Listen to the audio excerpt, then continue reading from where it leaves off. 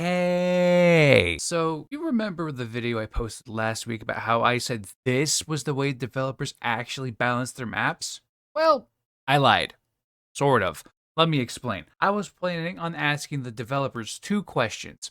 What is their process when designing and balancing a new diffuse map for Critical Ops, and what they think is the most balanced map currently in Critical Ops? Unfortunately, I did not make clear when I exactly needed this information, so I ended up receiving it after I finished editing my video. It's fine, it's fine.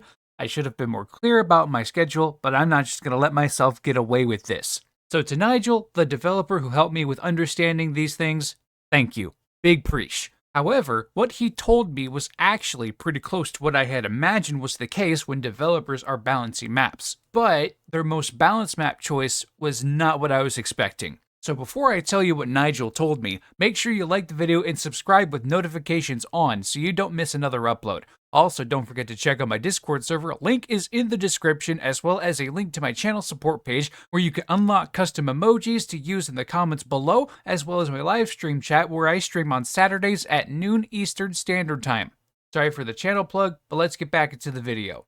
So when I said I lied about my last video, what exactly did I get wrong? Well, it's actually kind of hilarious. I didn't say exactly what I was thinking, so that kind of led to a misinterpretation of what I actually meant. So if you haven't watched my map balance video yet, you definitely should, so you know what I'm talking about. But in that video, I say, in brief summary, that the diffuse maps are designed with the player's skill levels in mind, where if you are a higher skilled player on a perfectly balanced map, you will win more matches against lower skilled players. Essentially a deathmatch map. So every diffuse map is balanced to be coalition sided as to give the lower skilled team a chance to come back or create a lead they are able to hold. I also mentioned that the maps are coalition sided because diffuse mode is just attackers versus defenders, where the defenders need a bit of advantage to be able to play their role properly. And this is correct? I think Nigel thought I was talking about maps being balanced for the more skilled players, but what I meant was the maps were balanced with the general skill of players in mind, noobs and pros alike, so that everyone is playing on a similar playing field and no one can take advantage of certain spots on certain maps.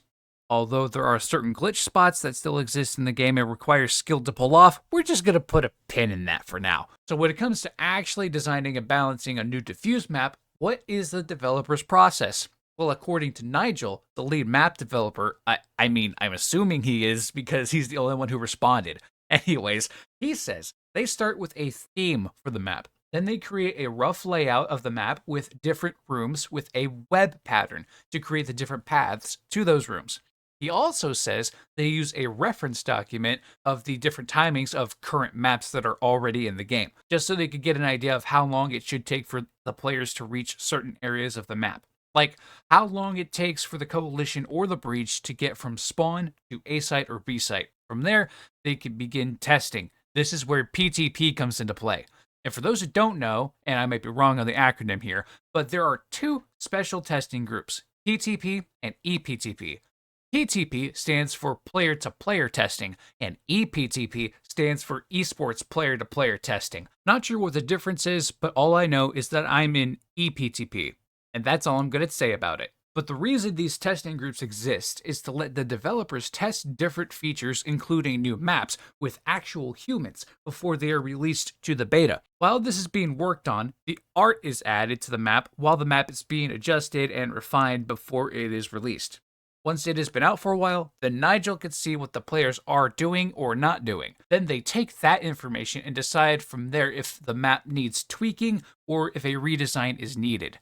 And now that I've said this, I bet some of the map reworks are starting to make sense. And one major rework that I'm sure some of you will love to remember is the fact that Legacy's subway route was removed because of this process. For those who don't know, Legacy used to have an underground route from the Breach spawn that connected all the way to Cafe. In fact, the garage door on the right side of the Breach spawn is the old entrance to the subway route. The reason Nigel gave for the removal of this section was due to its function within the map and how well it fit with the map's theme. My guess is it was removed because nobody ever took advantage of this alternate route to get to Cafe. I mean, they tried to add windows to the wall next to the glass to add more function to this area, but in the end, it really didn't work out, so the route was removed.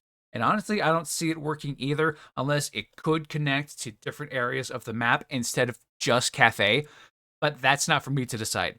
They haven't had time to actually think about how the subway would functionally work, but for now, Legacy is just fine. And now for the moment you've all been waiting for.